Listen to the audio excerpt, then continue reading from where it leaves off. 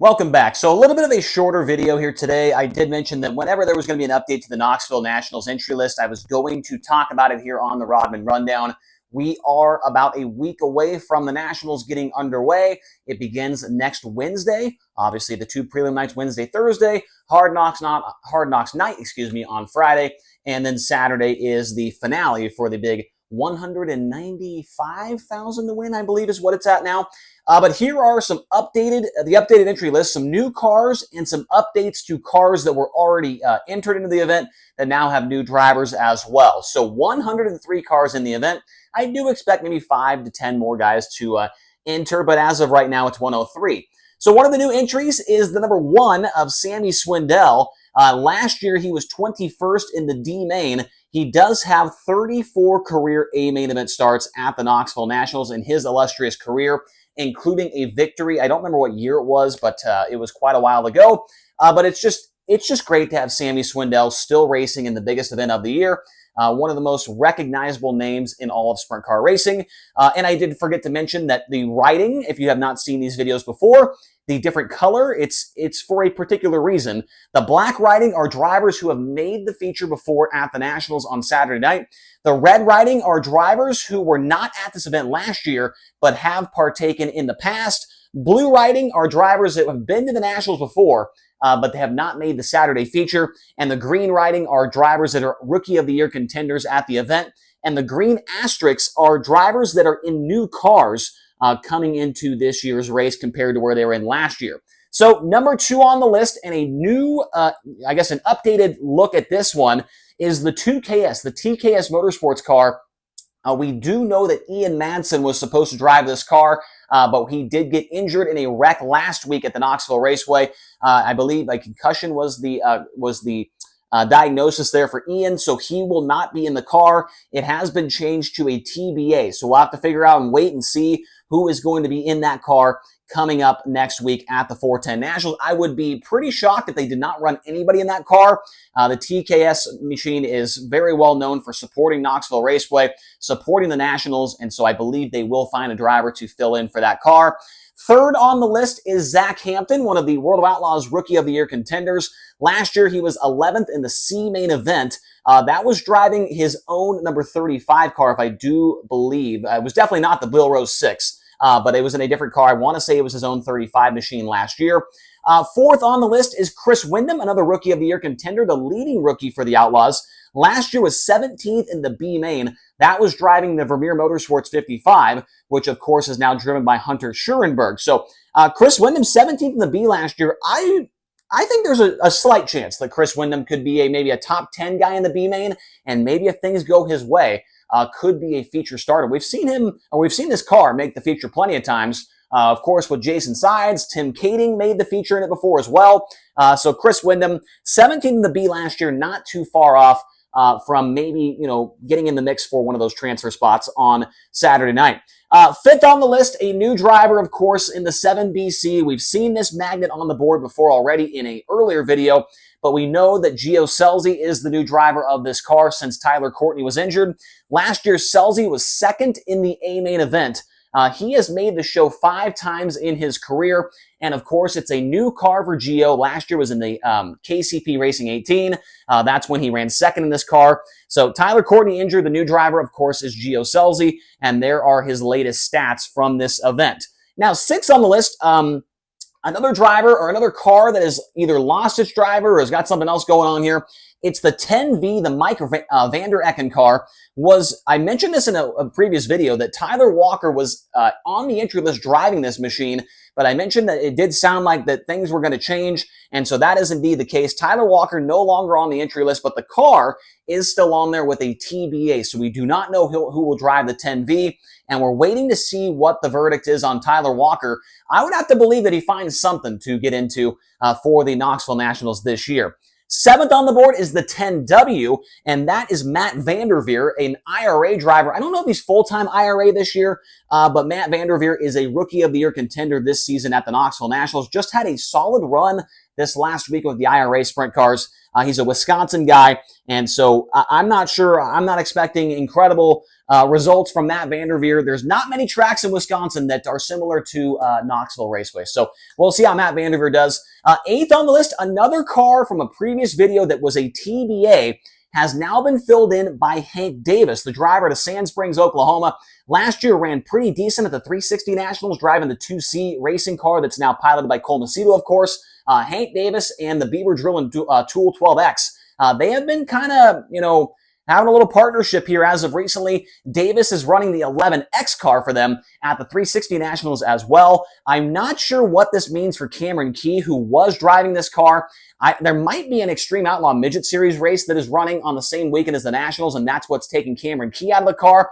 I'm not 100% sure on that, but Hank Davis, Rookie of the Year contender. I like him a lot. I think he has a ton of talent, just needs more seat time in a 410, and he could be a guy to watch for in the coming years. 9th on the list is Bill Baylog in the 17B. He was 18th in the A-Main last year. That was his one and only career A-Main start at the Knoxville Nationals, and he almost won the prelim night.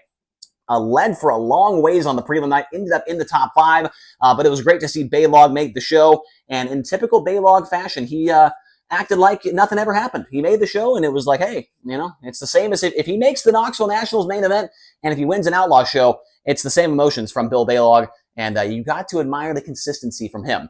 10th on the board is the Heidenbreeder Motorsports 19. That will be driven by Kevin Thomas Jr. this year. He was 8th in the C-Main in 2017, his best ever Knoxville Nationals appearance. His last time he was there was 2023. That was driving the Calderwood Motorsports number 4. So KT, we've seen him a couple of times this year drive the 19H to some decent results. And so now he's in a pretty solid car from the Nationals. We'll see how things will go for KTJ.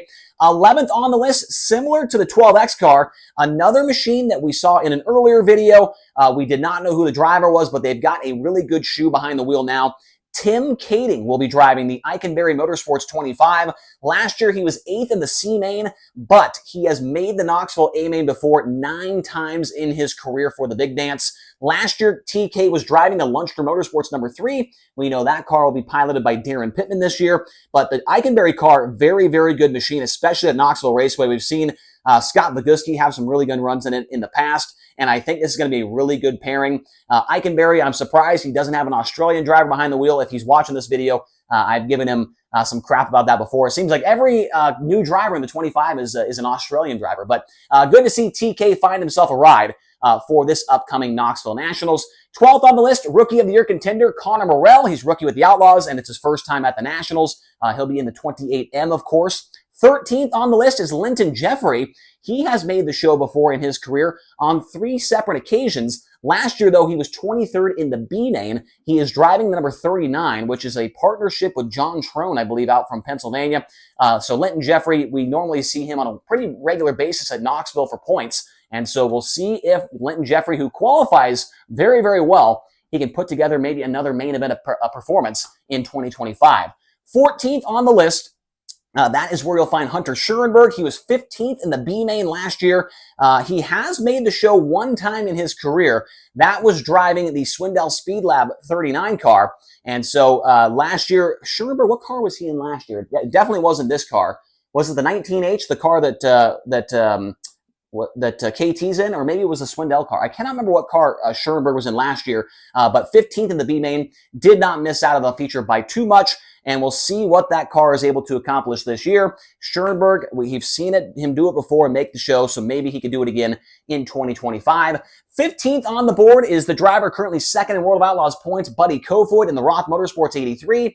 Last year did not go very well. He was 8th in the B-Main. He has made the show 2 times in his career, one of them driving the Crouch Motorsports 11 car. I want to say that was in his rookie season, but Kofoid, things just did not pan out very well last year. I do expect to see him back in the feature in 2025. We'll have to wait and see if that does come to fruition.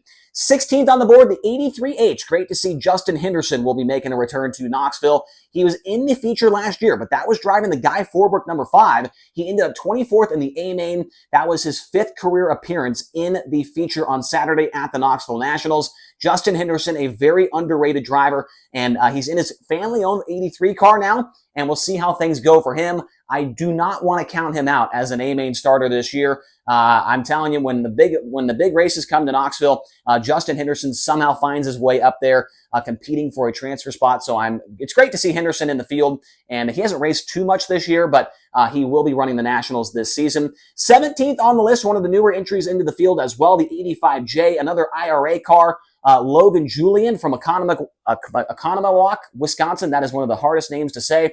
But Julian, Rookie of the Year contender. And much like Matt Vanderveer, there are not many tracks in Wisconsin, if any, that resemble the Knoxville Raceway. I'm not exactly sure what the expectations should be for Logan Julian, but he's kind of branched out, did some more traveling this year with the Outlaws. He went down south, ran with those guys quite a bit. So we'll see what the 85J can do. 18th on the list, similar to the 7BC. We've seen the 87 number on the board before.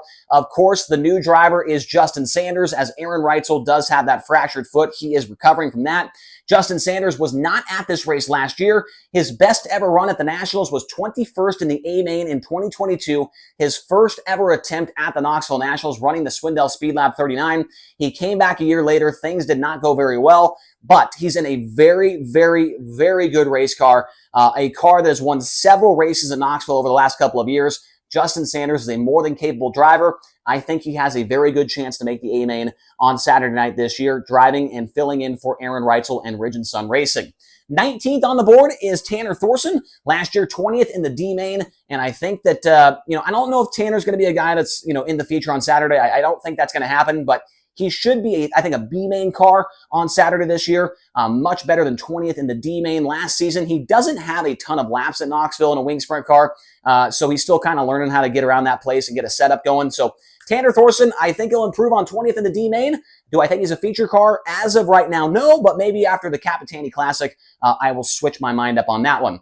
20th on the board is another Rookie of the Year contender for the Outlaws, the 99 of Skylar G. 14th in the B-Main last season for Skylar G, and that's better than what I thought. I was there. I don't remember Skylar G running 14th in the B-Main, so maybe he can get a little bit closer, maybe into the top 10 in the B-Main. We'll see what Skylar G is able to accomplish. And 21st on the board, the 121 of R.J. Johnson. Of course, that is Tampa, Florida R.J. Johnson, not Arizona R.J. Johnson, not California R.J. Johnson, and all the other R.J. Johnsons. This is the one, the 121 from Tampa, Florida, has ran quite a bit this year for points over at Knoxville. His best ever run at this race was 8th in the C-Main in 2013. He did not run last year. And so R.J. Johnson, we'll see what he can do in that number 121 car. So those are the new entries, 21 of them, updated entries as well, up to 103. And so we will see what number we get to. We'll keep you informed here on the Rodman Rundown. And we'll talk to you guys again here tomorrow, probably about some 360 National stuff as well. So hopefully you enjoyed the video, and we will talk to you guys again here very, very soon.